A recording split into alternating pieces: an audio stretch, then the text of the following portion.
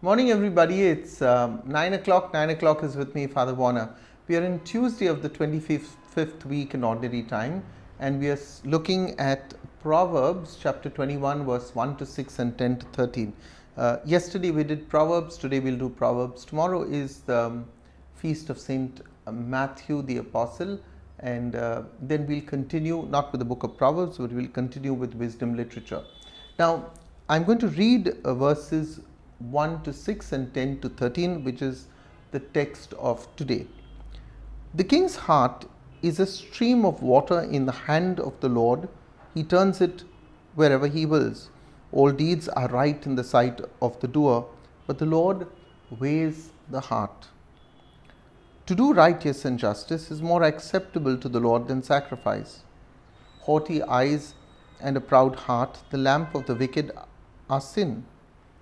The plans of the diligent lead surely to abundance, but everyone who is hasty comes only to want. The getting of treasures by a lying tongue is a fleeting vapor and a snare of death. The souls of the wicked desire evil, their neighbors find no mercy in their eyes. When a scoffer is punished, the simple become wiser. When the wise are instructed, they increase in knowledge. The righteous one observes the house of the wicked, he casts the wicked down to ruin. If you close your ear to the cry of the poor, you will cry out and not be heard. The word of the Lord. Now, I'm going to do today only 3 of these proverbs, and I'll explain to you why. See, while chapters 1 to 9 of the book of Proverbs was generally a general introduction, from chapters 10 to chapters 29 you'll see really the body of the book of Proverbs. Yet this section of chapters 10 onwards, this section of the book consists of several collections of brief moral teachings, most of them consisting of just one verse each, like today. Each verse is a separate moral teaching, is a separate Proverbs. There are, though, in this section of the book, a few longer units, but those are few and far between. And in a few instances, the author has attempted to also bring together single teachings and give them a kind of a thematic form and shape. But by and large, I want to say that when you read Proverbs, the main body of the book, you will find that they are single Proverbs just listed one after the other. So don't try to make some sense by putting them all together and seeing whether they have a theme. Now, our teaching of today falls in what was the oldest section of the teaching of this book. The predominant theme, as I said, of the book of Proverbs is the comparison between the wise man and the fool, a comparison between the righteous man and the wicked. They are concerned with general attitudes than with specific acts. So the Proverbs, this is the focus of the Proverbs, the general attitudes rather than specific acts of people. Now, the section of today's teaching deals with God's omnipotence, how great God is, how wonderful, how powerful, how majestic, but also deals with God's justice. The first few Proverbs in this chapter that we read speak of God's perfect knowledge of our innermost thoughts. Merely doing right is not enough to please God.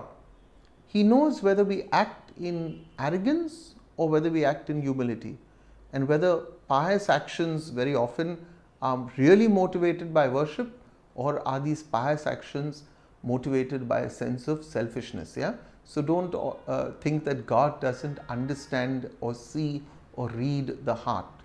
Now, as to other parts of the book of Proverbs, this section extols the value of wisdom, and it warns against the consequences of sin and also the consequences of wickedness. You'll see this all through verses 1 right up till verse 16. Now, I'm going to take 3 proverbs for reflection. So let's take the first proverb of chapter 21. The king's heart is a stream of water in the hand of the Lord. He turns it wherever he wills. Now, clearly, what is it saying? It's saying that it is God who holds and guides the human heart. It is God who does it. If God can do this with someone as powerful as noble as a king, he can do this with any man or with any woman that God chooses. After all, says the book of Proverbs, was it not he who turned the heart of Pharaoh to Joseph? Or he turned the heart of Saul towards David? Or the heart of King Darius towards Daniel? All these were great kings, and yet God turned their hearts. Sometimes we despair when we see the stubbornness and hardness of a man's heart against God and his will. But the king's heart is in the hand of the Lord, and he can guide it wherever he wishes, like the rivers of water. And if he can guide a king's heart, he can guide anybody's heart. You see, in moving a river, one does not need to carry each drop of water to a place where it is desired. How do you move a river? If one can shape the banks and guide the direction of the river, the water will go where desired. So God does not need to force the human heart to guide it. He may simply do it through arranging other circumstances in our lives, like the banks of a river, to guide the flow of water where God wants it. So let's take the second proverb. The second proverb: all deeds are right in the sight of the doer, but the Lord weighs the heart. Now, by nature, my dear friends, we justify ourselves according to our hearts. Sometimes we do this in sincerity, sometimes with deception. But stubborn pride makes us generally think every way of a man is right in his own eyes. That's stubborn pride. I'm right, nobody else is. But God, as we are told, weighs the heart. He weighs the heart. His power of discernment, the way God looks at things, goes beyond unmasking those who fooled others. He even finds out those who have fooled themselves, and that's God's great power. Take the third one, and with that I'll end. To do righteous and justice is more acceptable to the Lord than sacrifice. Now, this proverb sounds very familiar, and is familiar because you'll find it in the prophets. It is echoed by the prophet Hosea in chapter 6, verse 6, the prophet Amos in chapter 5, verse 21 to 24. What does it really say?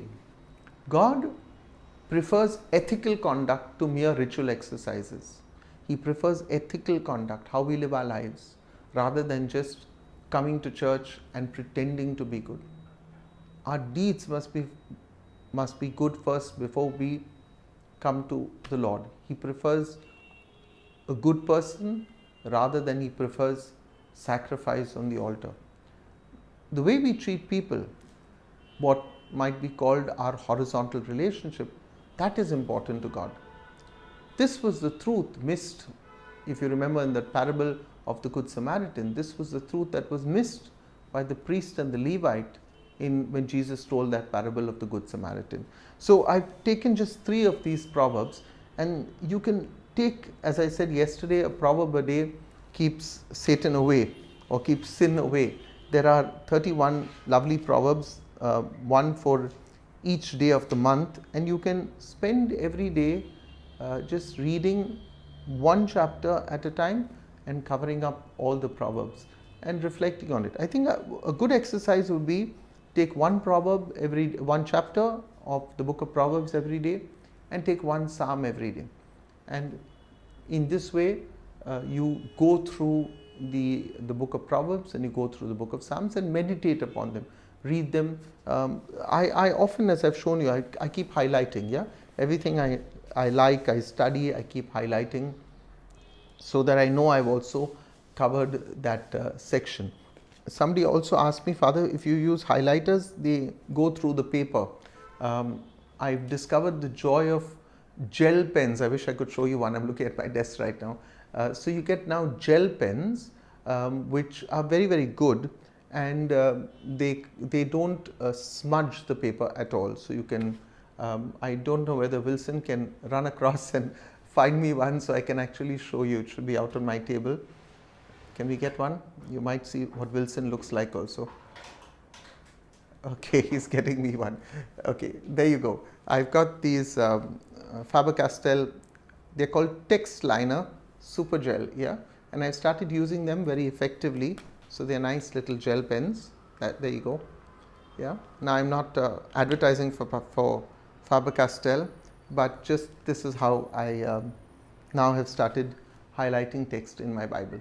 Okay. Bye everybody. Don't forget to like this video, share it with your friends, and subscribe to our channel. It's no charge. You just have to hit the subscribe button. And I'll see you again tomorrow. Tomorrow, as we celebrate the feast of the great apostle and evangelist Saint Matthew. Bye everyone.